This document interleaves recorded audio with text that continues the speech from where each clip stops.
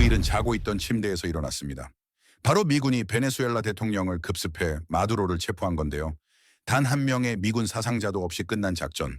하지만 그 과정에서 쿠바군 32명이 사망했습니다. 마두로의 경호를 맡았던 쿠바 인력들이었죠. 이제 쿠바는 묻고 있습니다. 다음은 우리 차례인가?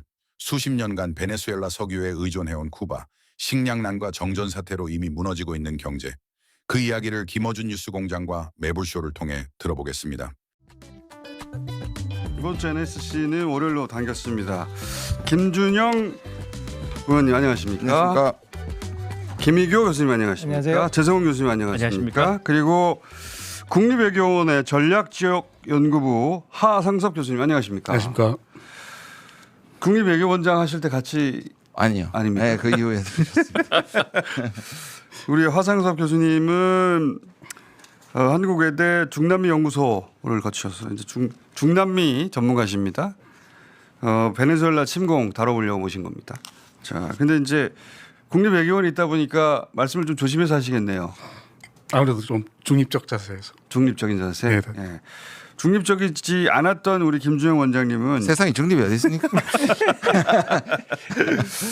자, 이 사안 일단 어떻게 보세요, 의원님은? 그 뭐죠? 인스타에 올렸잖아요. FAFO FAF? 모르십니까? 처음 들었어요? 예. 처음에 F는 그 요게 F입니다. 예. 그다음에 around, 그다음에 find out인데 트럼프가 자주 쓰는 말이고요. 까불면 죽는답니다. 욕설처럼 쓰는데 그걸 인스타그램이 지금 백악관에 올렸어요. 공식으로. 그러니까 까불면 저렇게 된다. 그리고 마음에 들지 않는 한 정권을 교체함으로써 많은 걸 얻을 수 있다. 뭐 석유도 포함해서 뭐 중국과의 관계 단절. 지난번에 NSS에서 했던 걸 그대로 실천하는 거라고 저는 봅니다. 그러니까 예전보다 더한 것 같아요. 예전에는 이라크 쳐들어갈 때는 석유 때문이다라는 말을 들을까봐 대량 살상 무기 막 이번에도 뭐 마약 얘기하긴 했죠. 근데 명분을. 마약은 항상 남미 정권 건드릴 때 이라크 때도요. 네. 심지어 아버지 부시 때도 그래도 유엔의 승인을 받으려고 8개월을 기다립니다. 그리고 대량 살상무기 한참 했잖아요. 물론 없었지만 그 없는 거 알고도 그렇게 했다고 보지만 네. 근데 이번에는 아예 그런 수고를 안 하는 것 같아요. 아예. 근데 이제 미국이 항상 얘기하는 규칙 기반의 질서나 자유주의 국제 질서나 이건 다 허상이고 자기는 미국 예외주의가 우리 빼고. 그렇죠. 여전히 미국 예외주의가 재확인되는 거고 미국은 사실 이게 트럼프가 특이한 사람이 아니고 수십 년 동안 이런 일을 했죠. 냉전인 근데 트럼프는 8년경기에. 훨씬 더 노골적인 것 같아요. 이거 하고 나서 그 기자회견 때 우리 석유 회사들이 들어가가지고 정리할 거다 그 말 하잖아요. 그 영상 다시 들어봐 주세요. We're going to have our very large United States oil companies, the biggest anywhere in the world, go in, spend billions of dollars, fix the badly broken infrastructure, the oil infrastructure, and start making money for the country. 베네수엘라를 위해서 저런 일을 한 것처럼 대놓고 석유 얘기를 하죠. 대놓고. 네. 저런 적은 없었잖아요. 이 석유라고 생각하지만 다들 그걸 감추고 뭐 대량 살상무기 한참 얘기했었는데 저게 인프라를 다시 만든다는 말은 뭐냐면 그 국유화한 다음에 전부 다 내쫓았잖아요. 미국을 그리고 쫓았죠. 다시 들어간 게 쉐브론이에요. 그렇죠. 근데 그리고 거기 인프라에 미국이 참여하는 거나 지금 생산량이 미국이 판단하기에는 4분의 1 정도밖에 생산 못하고 있다. 잠재력보다. 우리가 들어가서 다 뽑아내겠다. 다 뽑아서 다 가져가겠다는 거 아니에요. 진짜 이게 저기 강도지 깡패고 명백하게 국제법 위반이고요. 전쟁 범죄입니다. 그것 자체를 부인할 수는 없습니다. 그런데 제가 좀 이상한 것은 너무 빨리 정리가 되는 것 같아가지고 내부에 누가 있었던 것 같습니다. 그런 것 같지 않습니까? 네. 그 설명을 하잖아요. 어떻게 작전을 또 자세히 설명하잖아요. 그리고 거의 뭘 먹고 뭘 입고 뭐 하는 걸 이렇게 계속 살펴봤다는 거는 어디를 가는 거는 밖에서 위성 사진을 할 수 있는데 뭘 입고 뭐라고 안 하는 거는 내부적인 보고서 없이 불가능하고 들어갈 때 문을 닫으려고 했는데 문을 닫아서도 폭탄으로 얼마든지 깨부술 수 있었는데 열어줬다고 했잖아요. 열려 있었다 했잖아요. 그러니까 그 세이프룸 그러니까 네, 세이프로. 어떤 벙커 같은 곳이겠죠. 네, 거기 벙커겠죠. 들어가면 안전한. 거기에 못 들어갔다는 거 아닙니까? 근데 그게 너무 이상하잖아요. 일국의 대통령 경호원도 있을 테고 한데 아무리 그 야밤에 들여닥쳤다 하더라도 경호원들은 깨 있었을 테고 즉시 글로 옮겼을 텐데 못 들어가고 잡혀왔다는 거는 내부에 협조자가 있지 않았을까? 그리고 너무 수습이 빠르지 않습니까? 부통령이 바로 지금 나서가지고 그리고 트럼프 대통령이 부통령이 만약에 우리가 원하는 대로 한다면 지상군을 투입할 필요가 없지. 이것도 지상군 투입한다는 건 군정이잖아요. 그러니까 군정 안 하고 바로 자기들이 원하는 대로 된다는 뜻이잖아요. 그걸 기대하고 있고 계속 얘기하고. 근데 있어요. 오늘은 또 말 잘 안 들으면 마두로보다 더 험한 꼴을 당하겠다고 경고했습니다. 근데 오피셜하게는 로드리게스도 강력한 메시지를 냈죠. 네. 우리의 유일한 대통령은 마두로밖에 없다. 이렇게. 그게 메시지에 불과하지. 마두로가 돌아올 일은 없잖아요. 그런 말이나 얼마든지 하지. 그렇죠. 그 말로 만약에 자기에 대한 의심을 떨쳐버릴 수만 있다면 그럴 수 있는 거 아닌가요? 아 부통령이요? 네. 부통령을 저는 의심합니다 이제. 물어보셔야 될 것 같은데 전문가한테. 어떻게 생각하십니까, 교수님? 아니 저는 그 일단 일은 벌어졌고 근데 이제 문제는 사실은 이제 누가 원인 제공자인가 아니면 차기 권력들을 누가 가져갈 것인가라는 이제 권력 싸움들이 벌어지겠죠. 네, 시작되고 있다라고 보고 있고요. 네. 그걸 전면에 지금 오피셜하게 나오는 것들은 지금 말씀하신 로드리게스 네, 부통령. 부통령이 먼저 이제 자기 포지션에서 그 연설을 하거나 아니면 입장을 밝히는 것들인데 이게 점차 이제 한 사람 두 사람 내일 모레 가면 계속해서 이제 차기 주자들이 나설 거고 이 문제를 트럼프가 어떻게 바라볼 것인가 이게 이제 거기에 따라서 이제 뭐 지상군을 다시 투입한다든지 만다든지 결정이 될 것 같아서 더 혼란 국면으로 진행이 될 것 같습니다. 그 노벨상 받았던 마차도 그 양반도 나서지 않을까 싶은데. 당연히 나서겠죠. 당연히. 예, 빨리 조기 선거하자고 조기 대선 치르자고 하고 네, 네. 그 사람 나설 것이고. 미국이 꼭 지지하는 건 아니라고 또 선을 그었죠. 트럼프가. 아니 근데 자기 나라를 침공해 달라는 미국이 자기 나라를 침공해 달라는 사람한테 노벨상을 주는 거는 근데 저도 그 노벨상이 너무 이상했어요. 그러니까 저도 너무 이상했는데. 그래서 줄리안 어산지 있잖아요. 위키릭스가 네. 노벨 재단을 형사 고발했습니다. 횡령이라고. 그런 인간한테 주는 건 노벨의 뜻이 아니다. 노벨상이 여태까지 줬던 노벨상하고는 결이 완전히 달랐어요. 아니 트럼프한테 안 주려고 마차도한테 주는 거는 우리가 말하는 대표적 극우죠. 그러니까 그 정도 극우에게 노벨상을 준 적은 없잖아요. 그렇죠. 네. 근데 어쨌든 받아버렸어. 받아버렸고 마차도가 나설 수도 있고 아니면은 이 부통령이 알고 보니까 뿌리 깊은 집안이더만요. 게릴라 집안. 예, 게릴라 집안이고 아버지가 그러니까 혁명가였고 유서 깊은 집안이고 지금은 석유를 관장하는 책임자이기도 하니까 적임자 아닙니까? 미국의 입장에서 이 사람만 돌았으면 네.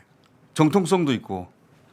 석유가 가장 핫 이슈죠 지금 전쟁에서는 뭐 이렇게 여러 뭐 정치학자들 되게 이제 석유는 아니야라고 이렇게 부정하는 분도 있겠지만 제가 봤을 때는 트럼프의 지금 마가라든지 아니면 뭐 거래 방식의 예를 들어서 정치 외교 스타일이라든지 이런 것들을 좀 꾸준하게 일기와 조금 다르게 아까 총수님 말씀하셨던 이기에서 좀 강해지고 있다.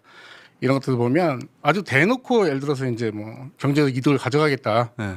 그다음에 예, 뭐 이런 거에서 대표적인 자원이 이제 석유니까 석유가 관건인 것 같습니다. 이 석유 자원을 놓고 이거 되게 이제 역사적으로 보면 좀 네거티브에 얘기해서 악마의 배설물 뭐 이렇게 얘기를 하거든요. 베네수엘라의 석유를 갖고 있음으로 인해서 역사적으로 그 부침의 역사들 이게 오늘날 전쟁까지도 지금 불러일으켜 왔던 자원이기 때문에 제가 봤을 때 좀 석유를 어떻게 할 것인가 이것도 좀 결국 석유를 어떻게 할 것인가 가지고 군정이 되느냐 아니면 그 네. 부드러운 정권이 이양이 되느냐 네, 네. 결론이 날 것이고 그 부드럽다는 건 미국 말을 듣는다는 얘기잖아요. 그렇죠. 트럼프는 계속 미국이 뺏겨왔다 그러잖아요. 그래 예를 들어서 과거에도 미국이 공짜로 했던 거 지금 관세를 내놔라 투자하라는 말과 똑같이 미국은 트럼프 방식은 국유화할 때 미국 재산을 뺏겼다는 거예요. 그거 내놓으라는 거예요. 거꾸로 베네수엘라 재산을 미국이 뺏어가고 있었죠. 그런데 반대로 해석하는 거예요. 그러니까 핵심은 군부를 누가 장악하느냐에 있어 보이는데요. 그래서 국방부 장관하고 내무부 장관을 어떻게 하느냐가 지금 핵심 관건인 것 같습니다. 그런데 지금 그 두 장관은 확실하게 마두로 편에 서 있고 확실하게 국내를 장악하고 있기 때문에 그 둘을 어떻게 처리할 수 있느냐 없느냐가 결국은 가장 중요한 같은 편으로 관건일 끌어들일 겁니다. 수 있네요. 네. 네. 2019년에도 미국이 쿠데타를 조장을 했죠. 했죠. 실패했지만. 했는데 군부가 협조하지 않아서 결국 실패했거든요. 그렇죠. 예. 예. 그러니까 끊임없이 이런 시도를 할 겁니다. 예. 근데 일단 마두로는 제거했는데 만약에 이 부통령이 미국하고 협조하는 척 해서 정권을 자기가 가진 다음에 미국하고 미국 뜻대로 안 해준다든가 뭐 그럴 수도 있는 거고 아니면 미국이 원하는 대로 실제로 거꾸로 그 베네수엘라 국민들을 속이고 그 미국과 대립각을 세우는 척하면서 아직까지는 부통령에 대해서 너무 의심하지는 마시고요. 너무 의심하지 마시고요. 왜냐하면 제가 왜 이런 생각을 하냐면 미국이 최근 몇십 년간 직접 쳐들어가서 그 수장을 제거하고 군정을 해서 성공한 적이 없잖아요. 없죠. 성공한 적이 없는데 이번에도 그렇다고 이 마두로를 제거하는 것만으로 자기가 원하는 대로 베네수엘라 국가가 돌아갈 거라고 생각했을 리는 없잖아요. 그러니까 정권을 자기들이 원하는 사람한테 맡기는 것까지 계획에 들어가 있지 않았을까 처음부터? 그 계획이 수립되지 않았는데 일단 제거해. 이게 말이 안 되지 않습니까? 대안이 트럼프는 없는데 그럴 수도 있다고 봅니다. 대안이 없는데 어떻게 참수 작전을 하느냐. 그런 그러니까요. 말씀이죠. 권력 공백이 생기면 권력의 속성상 당연히 그 다음 권력이 오기 마련인데 그거는 알아서 될 대로 되라고 해놓고 안 되면 뭐 군정하지 뭐 이런 무모한 계획은 아니었을 거다. 근데 뭐 타이슨이 얘기했듯이 누구든지 계획은 있죠. 근데 저는 성공 못할 거라고 생각합니다. 우리 전문가께서는 어떻게 생각하시는지 모르겠지만 지금 만만치가 않고요. 지금 콜롬비아에서 국경에서 지금 3만 명 배치했거든요. 군대가. 그러니까 서쪽에 그러니까 베네수엘라 서쪽은 콜롬비아가 그렇죠. 장악하고 있고 지금 밀리시아는 빈병대라든지 늘 그렇잖아요. 경제가 오래 피폐되고 이런 좌파 정권에는 게릴라라든지 이러한 것들을 미국이 들어가가지고 만약에 지상군이 들어가면 이제 전쟁이거든요. 지금까지 작전이라 그랬단 말이에요. 네. 꼭 푸틴한테 배워가지고 작전이라고 얘기하니까 작전. 의회한테 안 알린다 그랬는데 지상군 가면 의회한테 알려야 되고요. 승인을 받아야 쉽지 않습니다.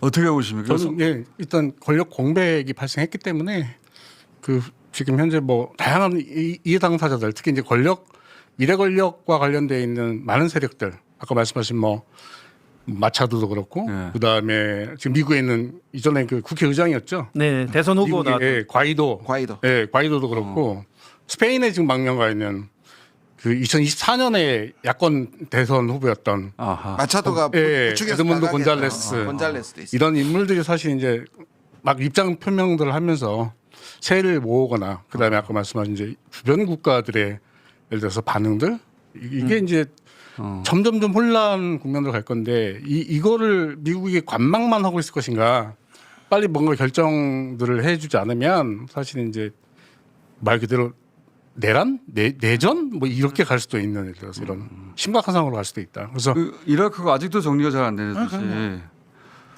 심각하게 봐야 된다. 뭐 이런 상황이죠 지금. 89년에 파나마를 전복하는 데 성공해가지고 지금까지 이어져 오고 있거든요. 그게 유일한 그건 그게 유일한 노래가 성공이었는데 잡아가지고. 예. 파나마하고 지금 베네수엘라는 완벽하게 다릅니다. 파나마는 그때 안에 미군이 주둔을 하고 있었고요. 다 사이즈가 사이즈도 작잖아요. 훨씬 작고요.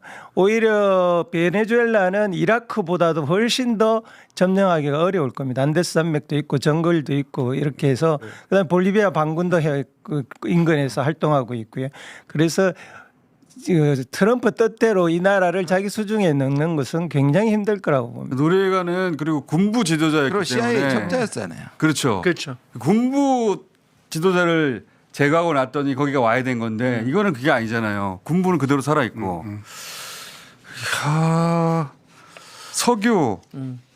석유 그러니까 선거에서 이기려는 것이기도 하잖아요. 중간 선거에서. 아 그럼요. 지금 저는 그린랜드라든지 파나마 그걸 정도를 탐내는 걸 생각하고 캐나다까지 탐내는 거 보면 이건 저는 석유가 제일 크다고 저도 생각해요. 트럼프는 진짜 제국주의자인 것 같아요. 예. 아니 가디안이 보도를 했네. 그린랜드 지금 내놓으라는 거 아니에요? 네. 그러니까 아니 다음 타겟이 지금 덴마크하고 이란이다 이런 이야기도 덴마크가 그래서 우리가 상상하기 어려운데 덴마크가 미국을 그 주요 경계 국가로 지금 네. 덴마크의 땅을 미국이 뺏어갈지 모른다고 생각하고 있는 거 아니에요? 그렇죠. 그린란드. 트럼프는 그럴지도 모르겠어요, 진짜로. 그러니까 거꾸로 보면 일기 때 북한을 쳤을 수도 있겠다. 잠수 작전 좀 아찔하더라고요. 트럼프는 그럴 수도 있는 그럴 수도 사람이 있는 사람이었다. 예.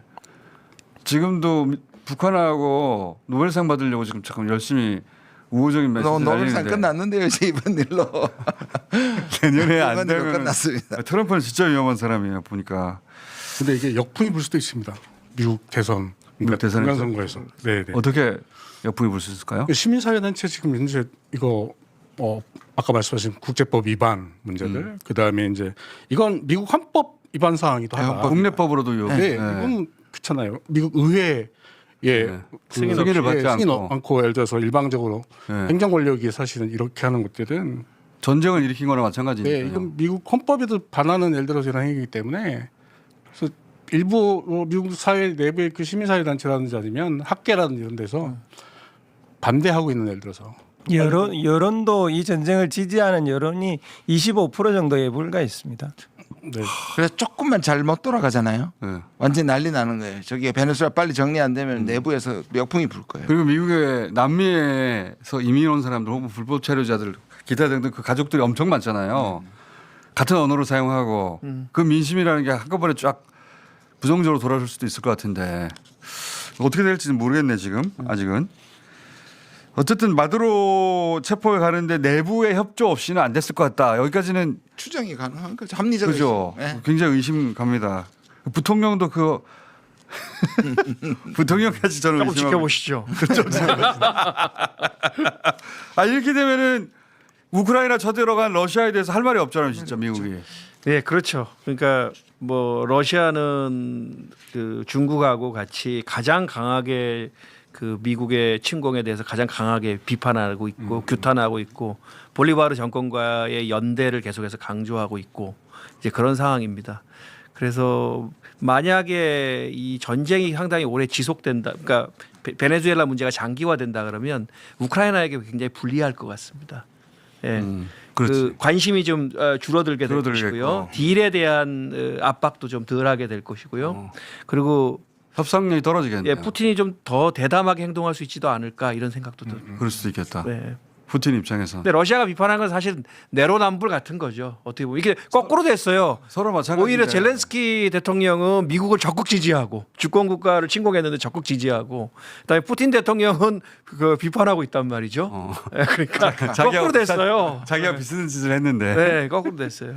아니 이게 푸틴은 그나마 같은 언어를 쓰는 그 사람들 때문에 전쟁을 일으켰다 이렇게 말할 수는 있는데 네. 러시아에 합류하고 싶은 사람들. 아니, 그런 질문을 좀 받거든요. 그러니까 근데 예. 베네수엘라는 아니잖아. 영어로 쓰는 미국 사람들이 아니잖아. 근데 그런 거보다도 러시아 만약에 이제 러시아에게 너희들 내로남불 아니냐고 물으면 아마 러시아는 두 가지를 얘기할 텐데요. 한 가지는 뭐냐면 우크라이나의 나토 가입은 우리의 실존적 위협이었다.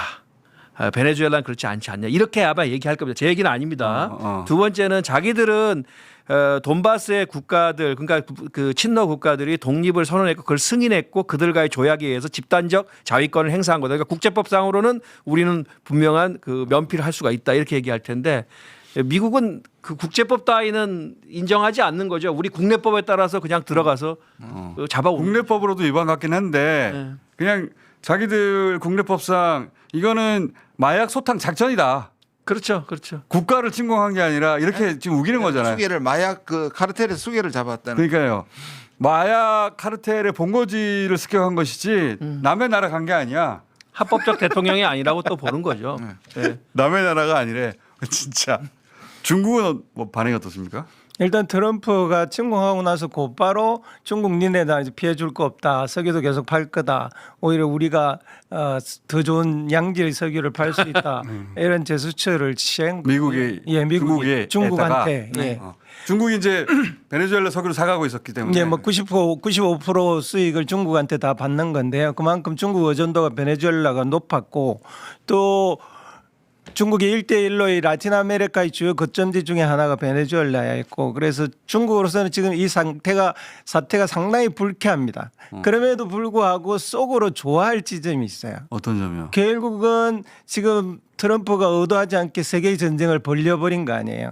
그럼 대만 문제나 남중국해한 문제에 대해서는 할 말이 없어지는 거죠. 할 말도 없어질 명분도 없어질 뿐만 아니라 훨씬 전략적으로 이완된단 말입니다. 여유도 없을 것 같은데. 그럼. 실질적으로 이렇게 되면 전체적으로 신멀로주의가 아메리카 대륙만 미국이 간섭하고 다른 곳은 다른 데 내줄 가능성까지 확대되어 있다라고 볼 수 있기 때문에 중국으로서는 속으로는 나쁘지 않은 상황이다라고 볼 수 있을 것 같아요. 그 자기 뒷마당 지키는 정도로 미국이 관심이 그렇게 축소될 것이다. 이 동북아나 중국 관련해서는 관심이 훅 떨어질 것이다. 미국이 원래 하나의 전쟁 이외에는 하지 마는 게 전략적인 원칙인데 지금 세계의 전쟁을 벌려놨는데 거기에 대만 문제까지 간섭하고 개입하지 가능성은 훨씬 줄어들어 버렸고요.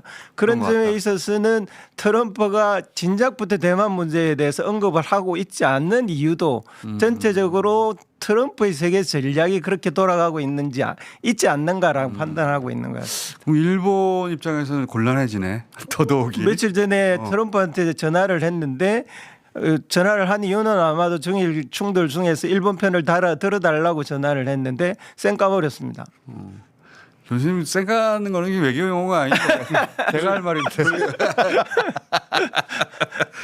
중국뿐만 아니라 근데 아직 이게 우리 의원님 지금 일정 때문에 가셔야 되는 거구나. 네. 예, 안 그래도 끝내려고 그랬는데. 그럼 이 끝내기 직전에 그 중국 방문했지 않습니까? 네. 이 중국 방문 우리 대통령 중국 방문을 중국에서 어떻게 보고 있어요? 시간이 없으니까 상징적인 거로 말씀드릴게요. 가서 넘버 1, 넘버 2, 넘버 3를 회담을 다 해요. 그런데다가 상해에 가서 자기 권력의 가장 중요한 부상자인 상해시 당서기하고도 회담을 합니다. 1, 2, 3, 4까지 하는 겁니다. 포 1이 될 가능성이 높은 인물 중에 하나인 포까지 다 회담을 하는 것만으로도 중국이 우리를 어떻게 대하는 건지를 상징적으로 다 보여줬습니다. 이런 적이 없어요? 그런 적이 없죠.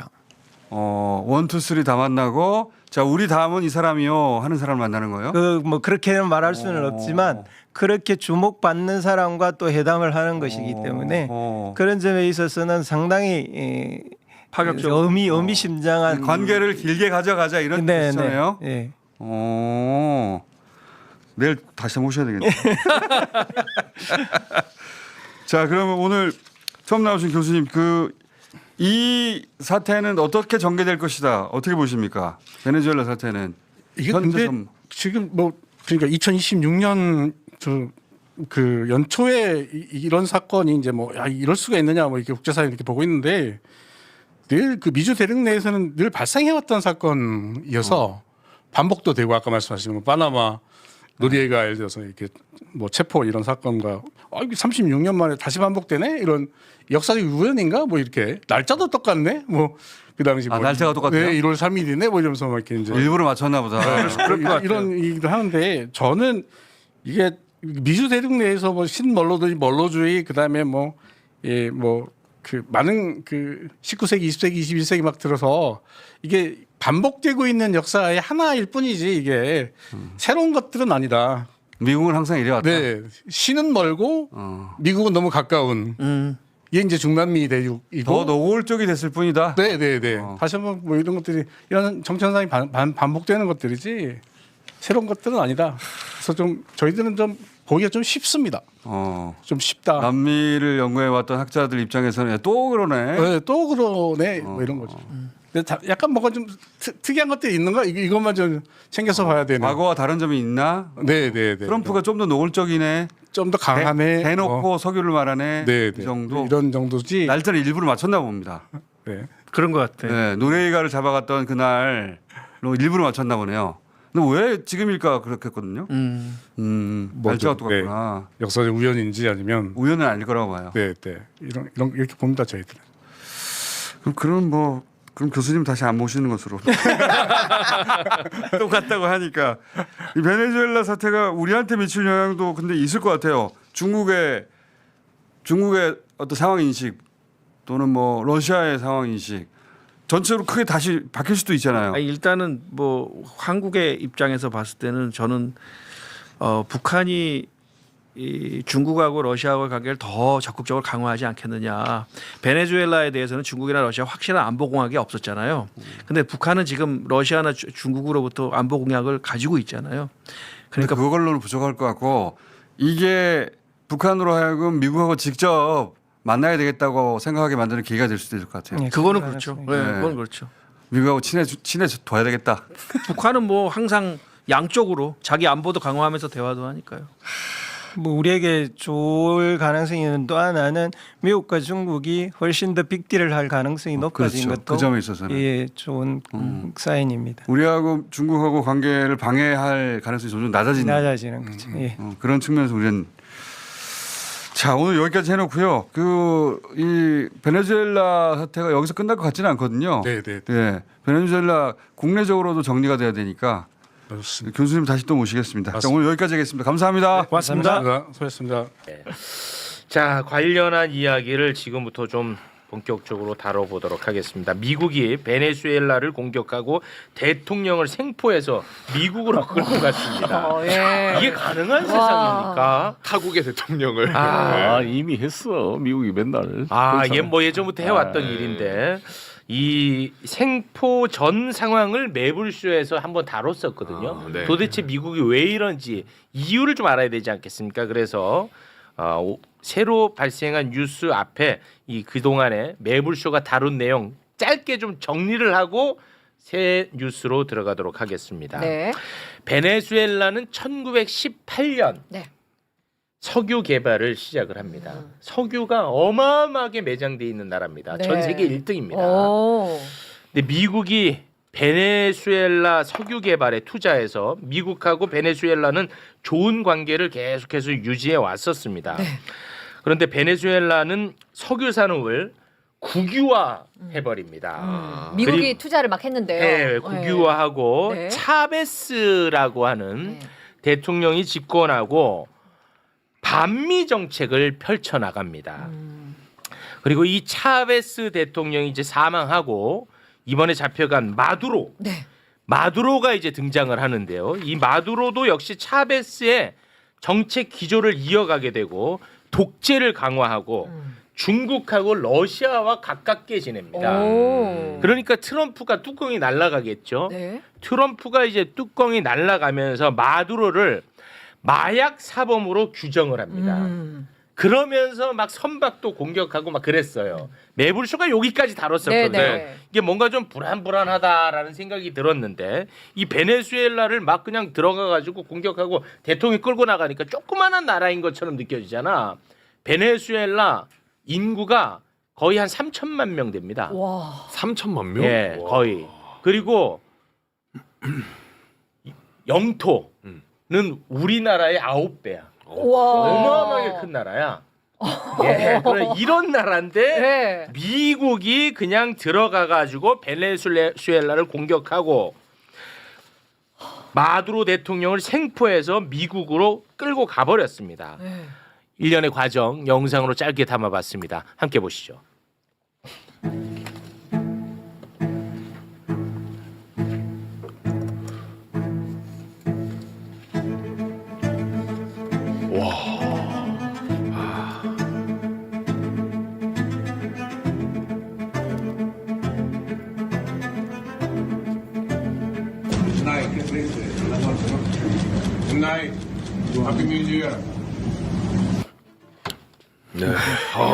그냥 한 나라의 대통령을 그냥 끌고 가버린 거야. 네. 어떻게 저럴 그냥 수가 끌고 있냐. 갔어. 네. 제가 36년 전에 미국에서 공부할 때 노래가를 잡는 걸 봤거든요. 그때도 36년 전이면 이게 말이 돼? 하나의 그 정상을 저렇게 체포해가지고 플로리다 법정에 세우는 걸 제가 보고 충격을 받는데 36년 전에 그보다 더한 사실은 저 위치에 있는 다른 나라의 지도자를 지금 잡아온 거거든요. 아까 네. 말씀하신 것처럼. 네. 그때 노르웨이가는 사실상 CIA 이중 첩자 역할을 하다가 일종의 군인으로 가가지고 이제 크고 난 다음에 미국한테 좀 대들다가 맞은 건데 이건 전혀 다른 케이스거든요. 네. 이게 36년 전에 그보다 더한 일이 있다는 게 좀 더한 일이 발생. 충격적입니다. 전투기 150대 이상 출격해가지고 마두로 경호팀 대부분을 사살했다고 합니다. 네. 그리고 민간인 포함해서 네. 지금 현재까지로는 한 80여 명 사망한 것으로 지금 보도가 되고 있는 그런 상황인데 일단 여기까지 자세한 이야기는 이따가 또 나누겠습니다만 이 전문가분들은 지금 이 상황을 어떻게 느끼고 계신지 궁금합니다. 일단 일어나서는 안 되는 국제법 위반이고요. 뭐 일종의 전쟁 범죄입니다. 그건 확실합니다. 마두로가 독재 정권이라는 평가는 뭐 대부분 사실로 보이지만 그건 전혀 다른 문제고요. 이건 주권을 침해하는 미국의 약탈적 행위라고 국제법상 명확하게 규정되어 있고 실제적으로 그런 것이 맞습니다. 사실은 미국이 세계적인 패권의 힘이 줄어들면서 네. 미국이 선택할 방법은 두 가지였거든요. 하나는 힘이 빠지니까 옛날 힘을 그리워해서 자기가 가진 군사력을 중심으로 행패를 부리는 방식이 하나 있을 수 있고요.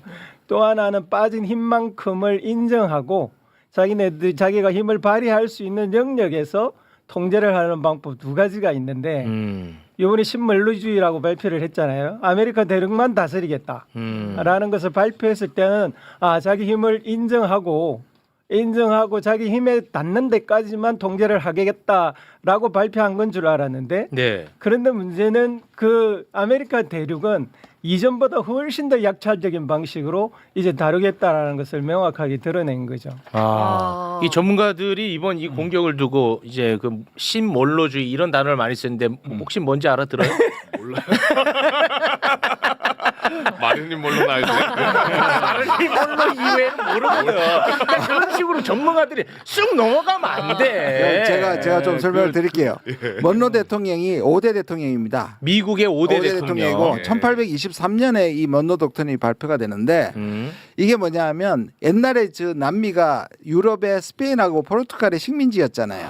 근데 유럽에서 나폴레옹 전쟁이 나서 그쪽으로 다 들어갔다가 전쟁이 나폴레옹을 잡고 나서 마무리가 돼서 다시 남미로 복귀할까 봐 미국이 그때는 방어적으로 왜냐하면 미국이 5대니까지 그렇게 강성하지 않으니까 오히려 오지 말라고 하는 방어적이었다면 지금은 미국이 그냥 아까 말씀하신 것처럼 폭력적으로 약탈적으로 공격적인 먼로주의를 하고 있다. 그래도 못 알아듣지.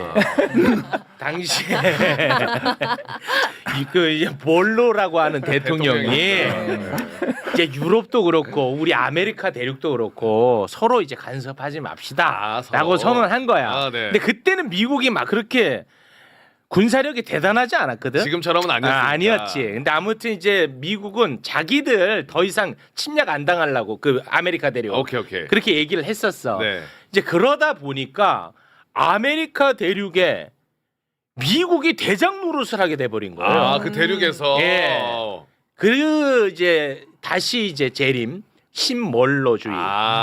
이런 설명 맞는 거죠? 네. 거기 좀 추가로 설명을 드리자면 나폴레옹 전쟁이 1815년에 완전히 종식되고 소위 비엔나 메테르니에 의한 비엔나 반동 체제가 만들어지면서 멕시코를 식민지로 거리고 있던 스페인이 다시 복귀하려는 움직임이 벌어집니다.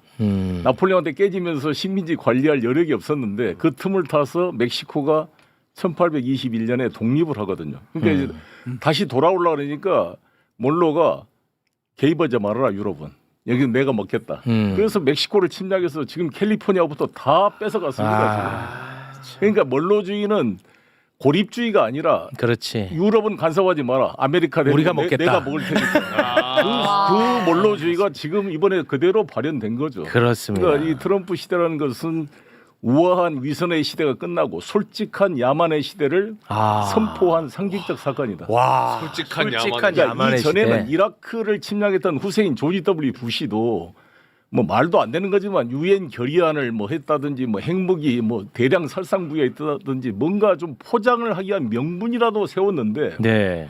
이제는 그런 가면도 벗어버리고 그냥 내가 우리 국내 법으로 범죄자로 주권자의 한 국가의 대통령을 체포해서 미국 뉴욕의 연방 남부 대법원에다가 체포해서 기소해서 재판을 받겠다는 거니까. 와. 그러면 트럼프 대통령이 2021년 1월 6일 소위 국회의사당을 점거했던 일종의 내란 사태, 네. 모든 것을 자기가 대통령이기 때문에 주권 일종의 면제, 대통령으로서의 통치행위로 면제를 주장했는데 똑같이 이것도 법정에서 주권 면제 논란이 될 겁니다. 그러니까 저는 이 마두로의 재판 과정이 상당히 논란이 될 것 같습니다. 네. 위선조차 사라진 야만의 시대. 이 야만이 얼마나 야만이냐면 백악관 공식 인스타그램에 욕설을 섞인 표가 올라왔습니다. 맞아요. 파포라고. 예. 처음에는 FAFO. 예, FC 까불면 죽여버린다. 까불면 다쳐 까불면 죽여버린다는 게 그냥 나온 거예요. 공식 계정이에요? 네, 공식 계정. 공식 계정의 인스타에. 와, 욕설이거든요. 그게. 아예 포장도 안 해버리는 포장을 안 해. 아예 포장조차도 안 해. 그게 무서운 거예요. 아니 그래서 나는 어떤 모순에 빠지게 되냐면 지금 북한을 11개 이상의 가혹한 경제 제재를 하고 있는데 북한 제재 근거가 유엔 결의안 위반 아닙니까? 네. 지금 이란을 제재하는 것도 마찬가지고 러시아를 제재하는 모든 이유를 어떻게 정당화시키겠냐고 미국이. 그렇지. 만약에 그러면 푸틴이 특수부대를 키위에 보내가지고 젤렌스키를 체포해가지고 러시아 법정에 데리고 가면은 뭐라 그러겠어요? 그걸 공격할 수 있나? 이 미국이 지금 이래가지고. 그러니까. 자. 그러니까 서로 깡패들끼리 너는 그쪽에 해먹고 나는 해먹을 테니까 간섭하지 말자. 와, 지금 이런 시간이 너무 무섭습니다. 그런데 트럼프는 이제 당분간 미국이 베네수엘라를 운영할 것이라고 그냥 공개적으로 이야기를 합니다. 네. 그러면서 또 위선을 떨지 않아요. 공개적으로 그냥 석유 우리가 먹을게라는 이야기도 합니다. 그 베네수엘라의 석유. 예, 위선이 없어요. 명분이 없어. 그냥 야욕을 있는 그대로 드러냅니다. 가면마저 벗어버린 트럼프의 모습 함께 보겠습니다. We're going to run the country until such time as we can do a safe, proper, and judicious transition. We're going to have our very large United States oil companies, the biggest anywhere in the world, go in, spend billions of dollars, fix the badly broken infrastructure. 와, 미국 대형 석유 회사들이 들어가서 돈을 벌 거래. 와, 이렇게까지 뭐 이런 표현은 좀 그렇지만 솔직한 적은 없었죠. 이렇게까지. 제가 그때 존 월터스라고 허드슨 인스티튜트의 이 보수적인 건데요. 미국에 트럼프가 당선되고 나와서 제가 가서 만났을 때 했던 말이 지금 메아리처럼 다는데 뭐냐면 지금까지 미국이 힘만큼 니들을 대하지 않았다. 그러니까 힘 차이만큼 너들을 대하지 않았지만 이제는 확실히 힘 차이만큼 힘을 알게 될 것이다라는 얘기를 했었거든요. 아, 그랬나요? 지금 저거잖아요. 네. 그리고 트럼프는 지금 저기에 명분이 나름대로 있어요. 지금 저 속에 뭐가 있냐면 원래 미국 거라는 거예요. 네. 미국의 석유 회사들이 가가지고 공장 해놓은 거 니들이 다 부숴가지고 세계 17%의 매장량을 가지고 있지만 지금 1%밖에 차지를 못하고 있거든요. 그러니까 매장량은 17%인데 생산량이 전 세계에서 17%를 차지하고 있는데 네. 생산량은 1%를 차지하고 있어요. 네. 그러니까 우리가 가서 훨씬 더 많이 생산할게. 더 빨아먹겠다. 빨아먹겠다라는 걸 저렇게 얘기를 하는 거예요. 니들이 우리 걸 뺏어가서 파괴했으니까 우리 거 다시 부활한다는 겁니다. 그러니까 차베스나 사실 이 마두로나 걔들도 문제가 많은 거죠. 아니, 그거는 뭐 사실이죠. 미국화했는데 그에 대한 보상금도 지급하지 않고 있었으니까 네. 미국한테 빌미를 준 면이 있는 것이고 네. 내부적으로 국민을 통합시키지 못하는 게 있는데 그렇더라도 주권 국가를 베네수엘라 국민 스스로가 해결을 해야지. 그렇죠. 이거를 저렇게 전쟁으로 체포를 하게 되면 저게 이후의 과정이 안정화되기 어렵고 제2의 내전 상태로 가게 되면 또 심각한 문제가 될 겁니다. 나는 트럼프와 그 주변 사람들 마가 그룹한테 묻고 싶은 게 네. 자기들이 그동안 그렇게 바이든을 비판하면서 소위 리짐 체인지 정권 교체 전쟁에 남의 나라 전쟁에 개입하는 것을 소위 전쟁 범죄자들 이 군산 복합체 대리인으로 공격하면서 자신은 그런데 개입하지 않겠다. 다 정리하겠다. 뭐 제가 지난번에 번역했던 그 털시 게버드 책도 네. 리짐 체인지 전쟁에 개입해서는 안 된다는 게 다 마가 그룹의 공통의 공감대였어요. 그렇습니다. 근데 이란 폭격에 이어서 베네수엘라까지 침략이기 때문에 지금 트럼프를 뒷받침하고 있던 소위 마가 그룹들의 논리가 자기 모순이죠. 자기 모순에 빠지게 된 그렇습니다. 겁니다. 네. MC님을 포함해서 우리가 걱정인 것은 미국의 이 야만성이 어디까지 갈 것이냐 이 문제잖아요. 맞습니다. 결국은 우리의 가장 큰 걱정거리는. 네. 그런데 지난 한 1세기 통계를 보면 미국이 군사력을 동원해서 외국의 정치 권력을 뒤엎은 경우가 35번 정도 있었다고 해요. 맞네요. 35. 예. 거의 주로 중남미에 많이 집중돼 있긴 와. 해요. 그러니까 문제는 그 중에서 20번은 중남미에 집중되어 있어요. 그러니까 그 말은 무슨 말이냐면 미국은 역사적으로 아메리카 대륙은 자기 것이라고 그렇게 생각하고 생각하는구나. 수시로 뒤집어 온 겁니다. 네. 그런 점에 있어서는 이것이 그런 관성의 결과라고 하나 보아야 될 것 같고요. 네. 그럼에도 불구하고 이렇게 군대를 동원해서 외국 정상을 직접 납치한 것은 처음 있는 일입니다. 이건 진짜 초유의 사태군요. 그것만큼 이제 트럼프가 난폭한 건데요. 네. 이제 이 난폭한 범위가 어디까지 갈 수 있을지는 예전에 미국의 힘이었다면 유엔도 동원시켰을 때고 미국 국내 여론도 동원시켰을 텐데 지금은 둘 다 상당히 어려운 상황이에요. 그렇다고 보면 전 세계가 이 문제로 벌벌 떨 이유는 없을 것 같다라고 보여집니다. 어떻게 대처하느냐에 따라서 네. 방법은 많이 있을 알겠습니다. 것 같아요. 그 이야기는 저희가 잠시 후에 네. 좀 하기로 하고 일단 요 베네수엘라 요 자체적으로 좀 좁혀서 이야기를 하자면 트럼프가 이제 당분간 베네수엘라 미국이 운영할 거라고 했잖아요. 네. 그러면서 베네수엘라 부통령도 다 협조하기로 약속 끝냈다라는 이야기까지 합니다. 네. 그 부분도 잠깐 보고 오겠습니다.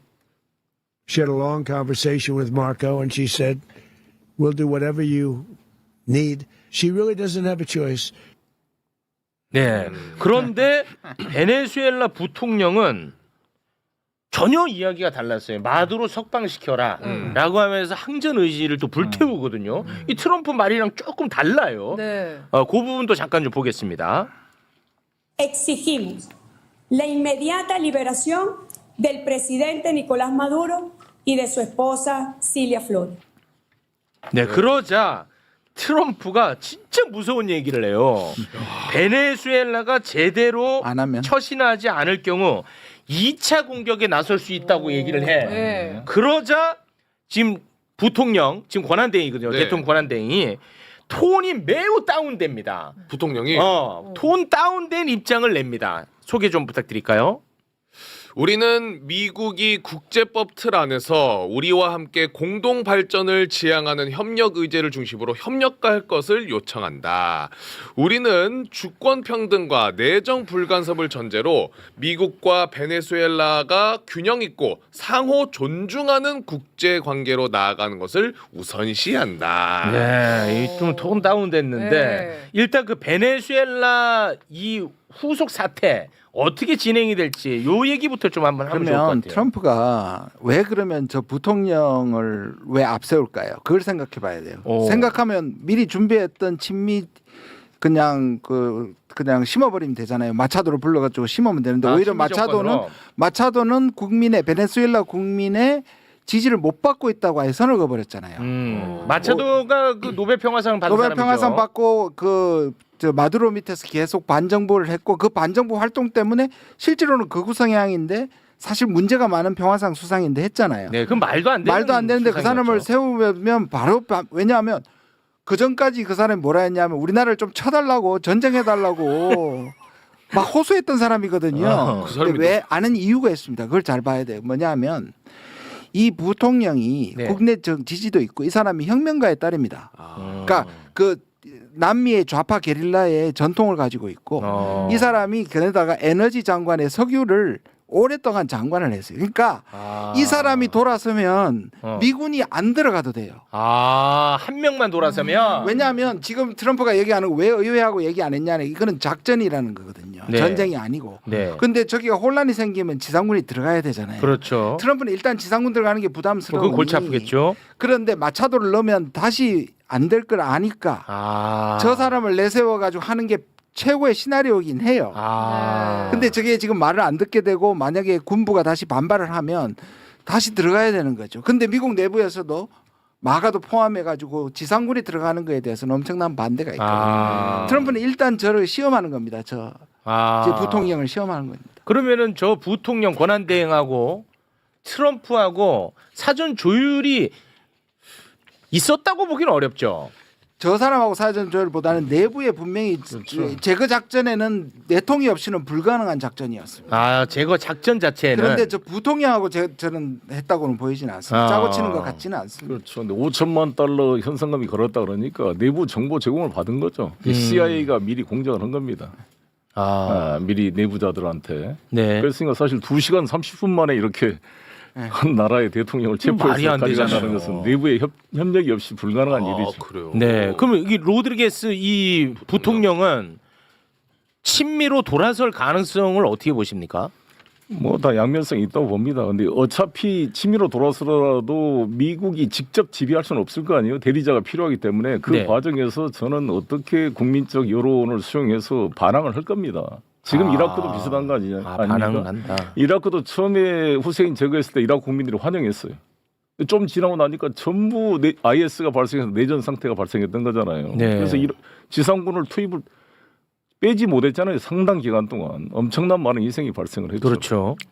그리고 권력의 공백이라는 게 군부를 설득시킨 게 아니라 마두로를 잡아간 거잖아요. 네. 그럼 군부는 이 권력의 공백에서 자기들이 차지하기 위해서 군부가 살아 있고, 네. 그다음에 민병대가 굉장히 많아요. 저기는 밀림 같은데 민병대가 많고, 그다음에 콜롬비아의 지금 말하는 그 드럭 세력들이 마약 카르텔, 마약 세력들이 카르텔. 서쪽에서 엄청나게 암약하고 있어요.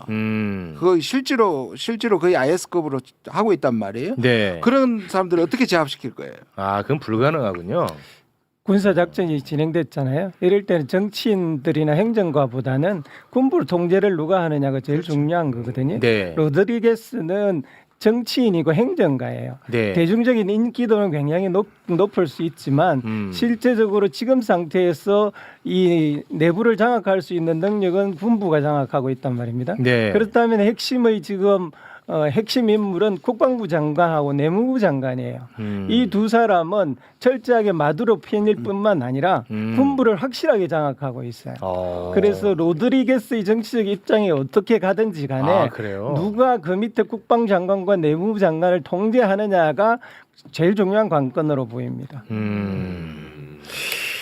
야, 이게 좀 어떻게 갈지 따라서 그래서 이게 다른 나라 우리 여기 지금 열광하고 있는 우리나라의 사람들도 뭐냐 하면 독재자를 그렇게 치워주면 좋다고 생각하잖아요. 근데 문제는 뭐냐 하면 그 내부에서 주권자가 국민들이 해야 자기들의 필요에 맞는 사람을 뽑는 건데 네. 미국에서 만약 미국이 안 친 사람이 누굴 위해서 일하겠습니까?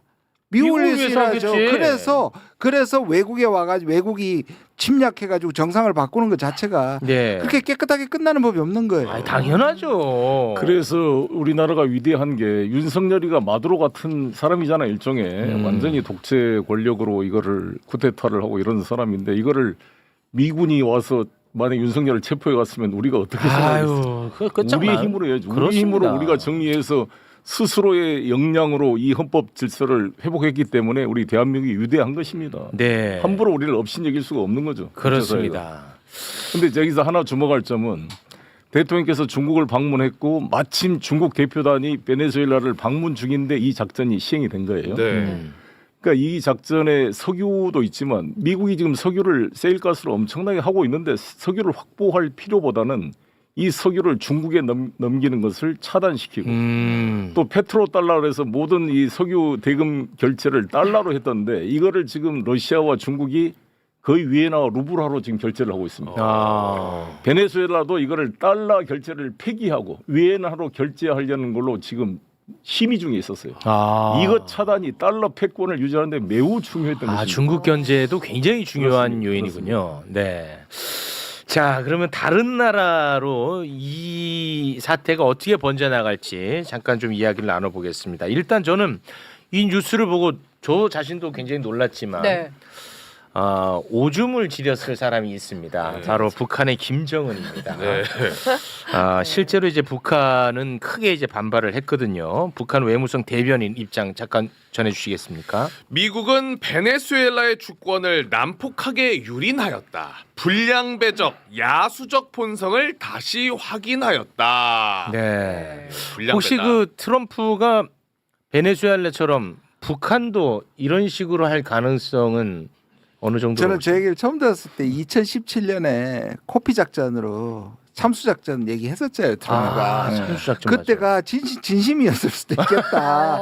약간 아찔한 거죠. 그런데 저는 김정은은 두 가지 생각이 드는 것 같아요. 아 정말로 못 믿겠다는 생각하고 실제로 말씀하신 것처럼 공포도 있겠지만 결국 핵을 가지기를 참 잘했다.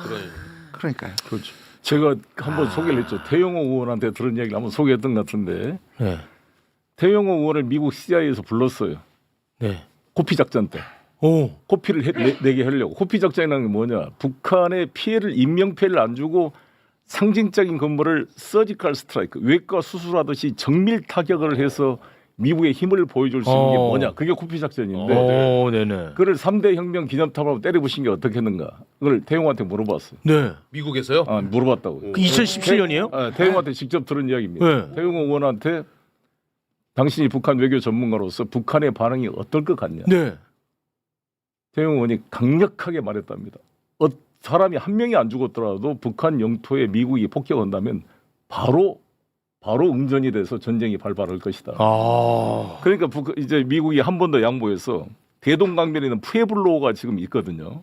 그걸 관광으로 지금 납포해가지고 지금 북한 애들이 미국 그 푸에블로호를 지금 가지고 있어요. 대동강변에 정착해 놓고 관광용으로 쓰고 있는데. 관광용으로 쓰고 있어요. 근데 미국은 저게 자기들 미국 자산이니까 저기를 푸에블로를 정밀 타격하면 어떻겠는가? 북한이 반발할 명분이 없지 않느냐? 그러네. 그걸 물어봤대요 태영호 씨. 태영호 씨가 그러더라도 북한 영토에 폭격을 한 이상 북한은 반격하지 않을 수가 없고 전면전으로 간다.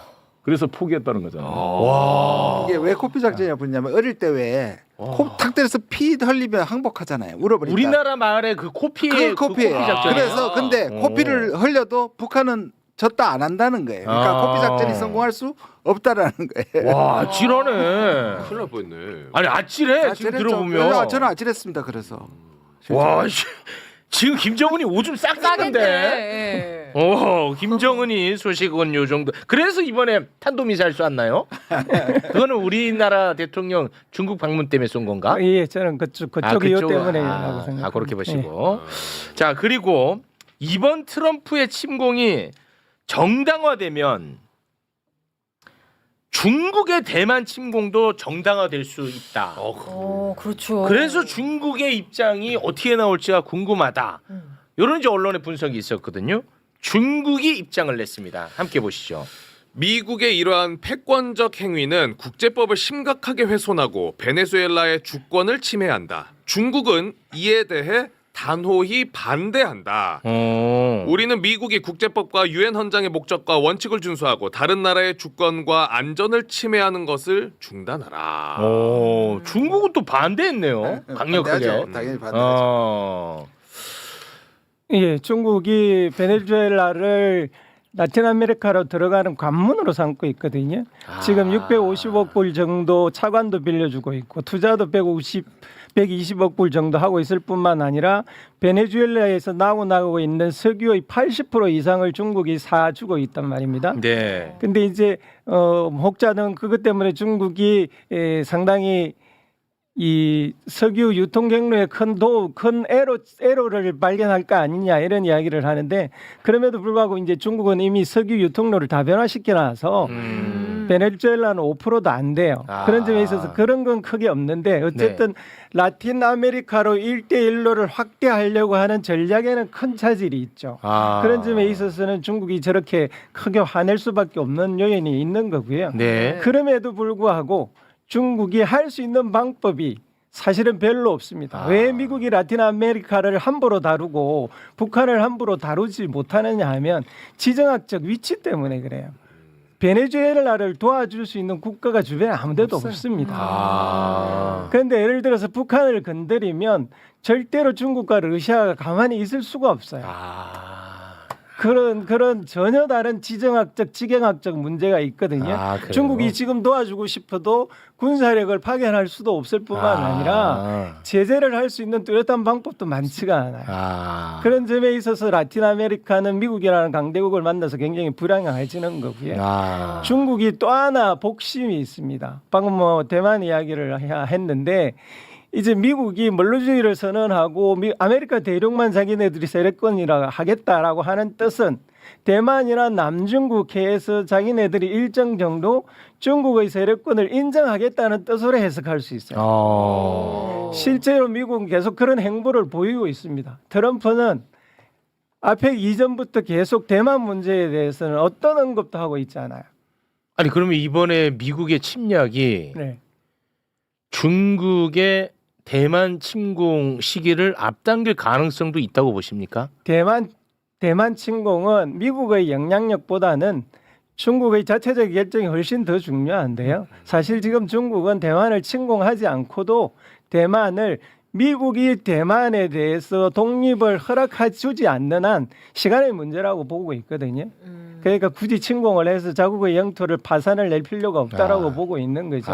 그런 점에 있어서 논리적으로는 훨씬 더 니네들 베네수엘라 침공했는데 왜 우리는 대만 보고 그렇게 못하게 하느냐라는 논리적인 우위는 확실히 확보할 겁니다. 네. 그럼에도 불구하고 침공할 가능성은 여전히 대만과 중국과의 관계의 문제에서 결정될 확률이 높습니다. 저도 대만 침공이라는 표현보다는 저는 대만은 중국이 침공하지는 않을 거예요. 오히려 해양 봉쇄를 해서 절대 동족 간에 만약에 전쟁을 하게 되면 엄청난 경제적 파괴와 또 대외적 명분이 있기 때문에 중국은 아예 해상 봉쇄만 하더라도 돌복시킬 수가 있거든요. 그래서 해상 봉쇄 훈련을 계속 하고 있는 겁니다. 그렇군요. 네. 저는 이거 동의하는데요. 그래서 두 가지 지금 나오는 분석은 절대적으로 전 잘못됐다고 보는 게 첫 번째, 이게 미중 패권의 알력이 더 깊어졌다. 택도 없는 얘기입니다. 오히려 미국과 중국은 여기에 영향받지 않고 중국이 이렇게 강력하게 반발하지만 말씀하신 것처럼 이게 내년 4월에 미국과 중국에 가까워지고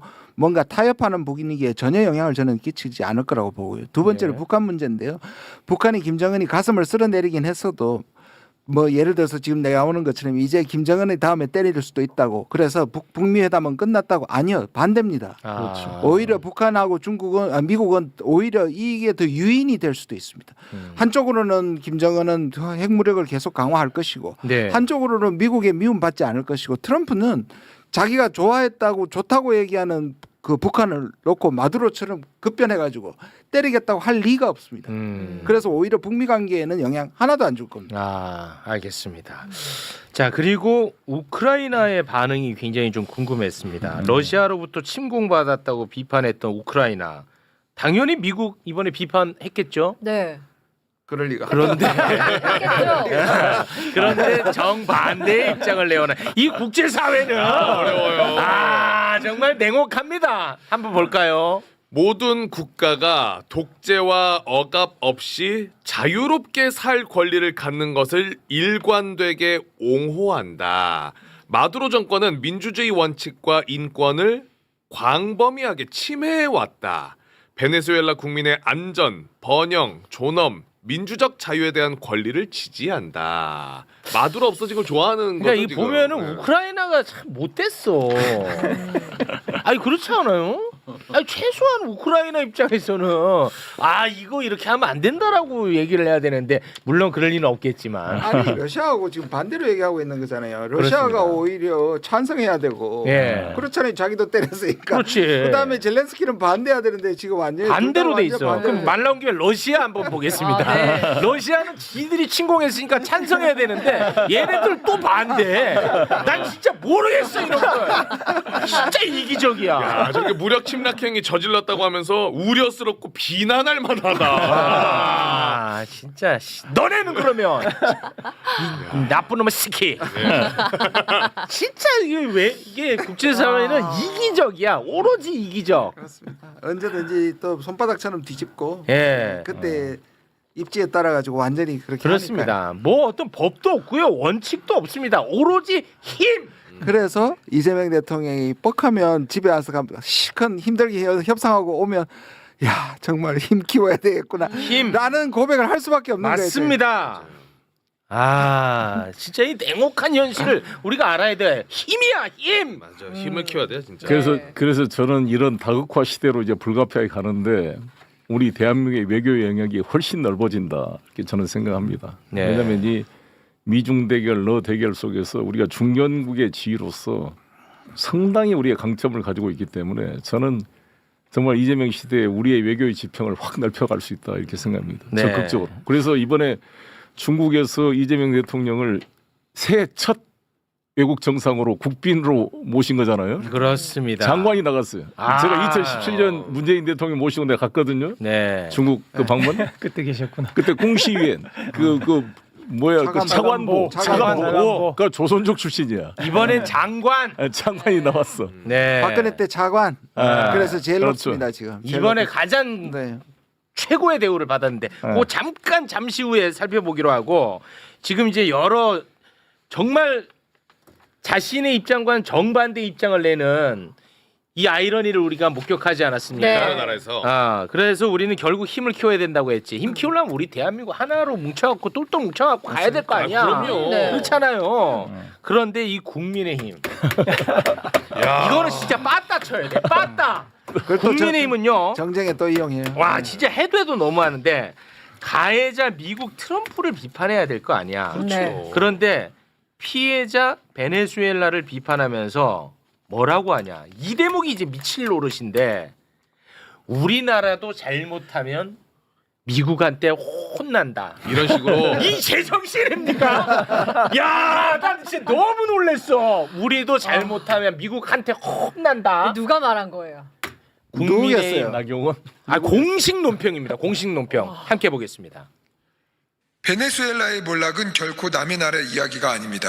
과도한 돈풀기와 권력의 독주, 야권 탄압과 언론 압박이 일상화된다면 대한민국 역시 같은 길로 접어들 수 있습니다. 저 제정신입니까? 저런 말이. 그리고 나경원 태북 보겠습니다. 나경원. 미국의 베네수엘라 공세 마두로 체포 소식은 대한민국이 가야 할 길과 가지 말아야 할 길을 보여주는 이정표다. 지금 대한민국의 모습은 어떤가? 베네수엘라가 걸었던 길을 빼닮았다. 하면서 예를 든 게 무슨 뭐 사법개혁 이런 거야. 네. 이 사법개혁하면 우리 미국한테 혼난다 이 얘기야. 자 주진우 정신 나갔습니다 다들. 베네수엘라 마두로 체포에 중국, 러시아가 반발했다. 민주노총 촛불 행동도 반미 입장을 냈다. 독재체제 지독한 가난, 사법부 침탈, 집회, 사상의 자유 억압을 겪었던 베네수엘라 국민 상당수는 마두로 축출을 환영하고 있다.